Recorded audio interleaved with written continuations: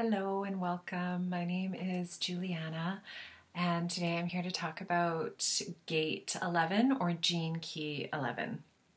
I am just simply a seeker. I'm also a supporter, space holder, a therapeutic counselor, and a quantum human design specialist.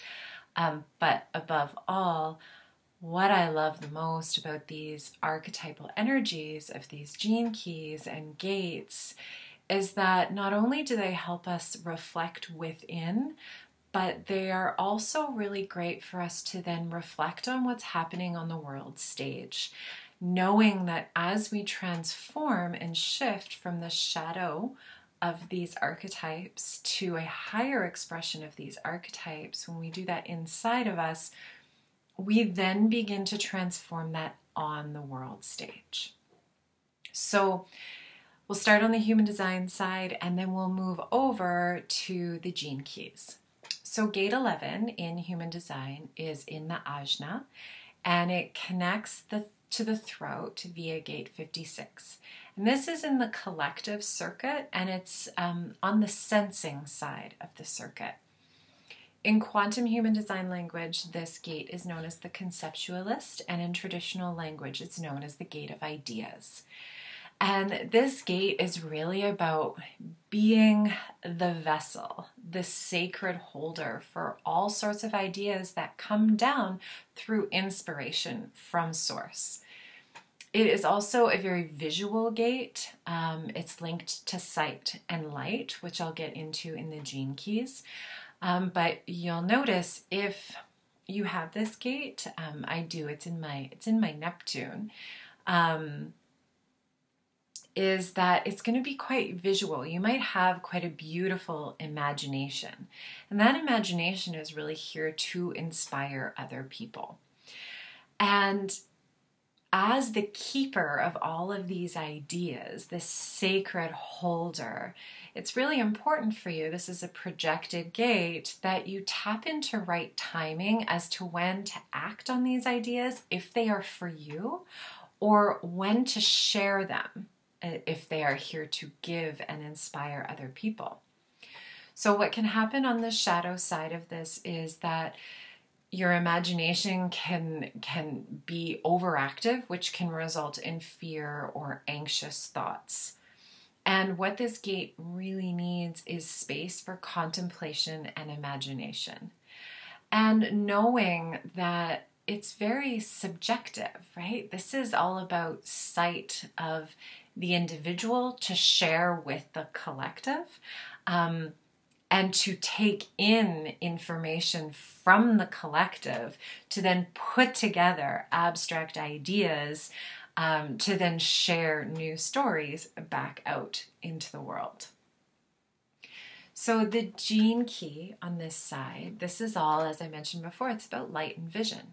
It's about internal vision and external vision. It's about how light creates what we see in front of us, and it's about how light is filtered through our eyes.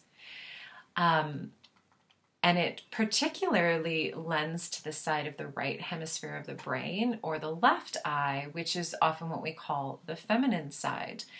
And on the shadow side, so the shadow side of this gene key is known as obscurity. And this, what it does is if something is obscure, right, it distorts the light that comes in. And it impacts the receptive energy of that feminine side, where you're here to receive everything that is coming into you from externally or through the divine into you.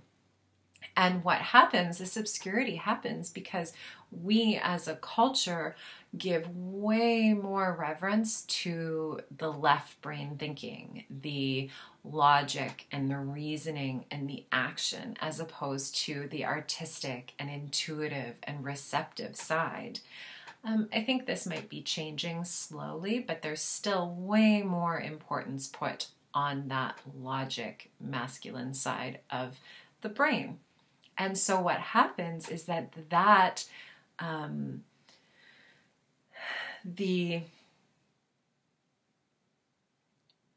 all of the energy that is put onto that masculine side, it decreases the energy of our feminine side, the artistic side. And so that logic and reasoning will then dismiss the receptive nature of the light coming in. It distorts the light and how we see the world. And it, at the end of the day, creates illusion. And it cuts us off from our creative birthright and doesn't allow us to see what else is possible out there. This gate is all about seeing possibilities, seeing magic. And so as we move into the gift of idealism, in the Chinese I Ching, this is called the hexagram of peace and is about anchoring the light within the body. And so I apologize if you can hear my cat. She's playing outside my door.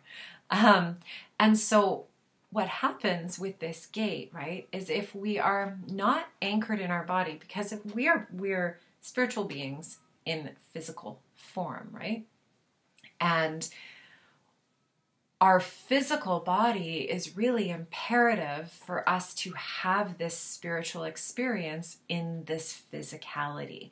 And so when we are not grounded in our bodies, when we are not anchored within, we can get carried away more on illusionary thoughts or images or information that is given to us.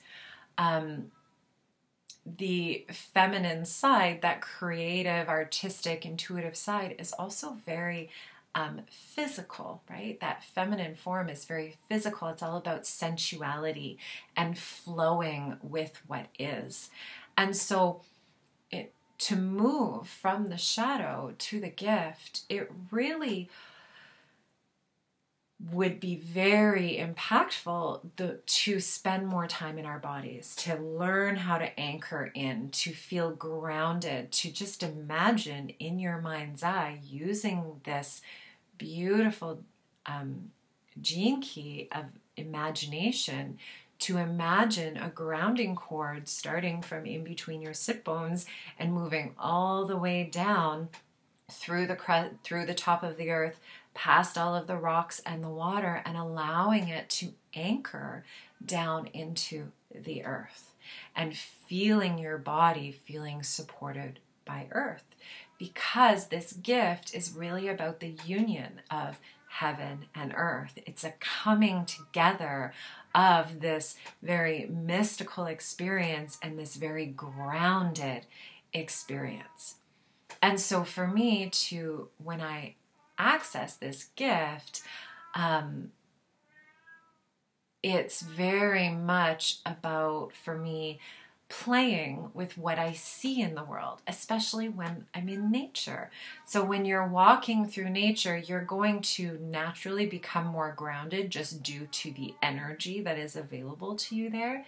But then what I would like to encourage you to do is look around with childlike eyes, with this idea of idealism. What is there that you might not be seeing? Because this gift is the realm of magic. It's the realm of fairy tales. And fairy tales and magic and idealism are only, sometimes they're in our world, they are talked about as being something that is fluffy, haha, you can joke about it, oh, that's silly, right? But there is so much potency to idealism and magic and fairy tales that inspire. But in order for them to be potent and to spread in the world, from yourself to people, to spread light, to spread hope, to spread possibility, to shift what we see, we need to be anchored or embodied in that. And so another tool you could use is go for a walk in the woods, in the beach, in the desert, wherever it is you live, and see if you can keep yourself grounded and then look around, right? Like, I always look for little nooks and crannies in the woods, and I'm like, oh, I wonder what lives in there. Or I wonder what that tree would say to me. Or, oh wow, the water, look how the light is shining on the water. One of the greatest illusions of our world is that what we can explain, so like the way light refracts through water, dewdrops that are resting on a spider web, for example, is that we can explain it, so it's no longer magical. Oh, it's just this thing that happens, and it's just the light coming through the water, and the dew has just attached to the spider web.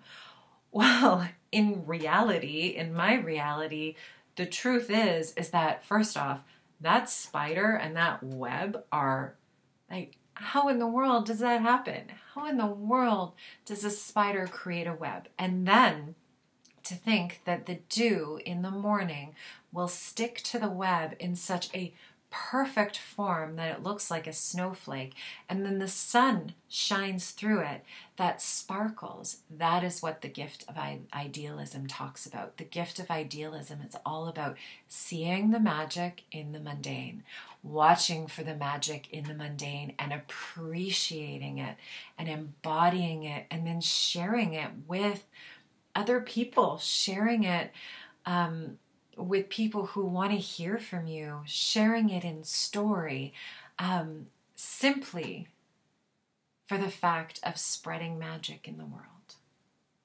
So I really hope that helped, and that you found that useful for Gene Key 11. I invite you, if that was supportive for you, you're invited to like, share, or subscribe to this video. I'd really appreciate it. As well, there is a link to my website down in the description. So if you're interested in, I have a free boundary guide available on my website. If you're interested in anything else that I do, you can check it out there. Thank you so much, and wishing you a magical time in your exploration.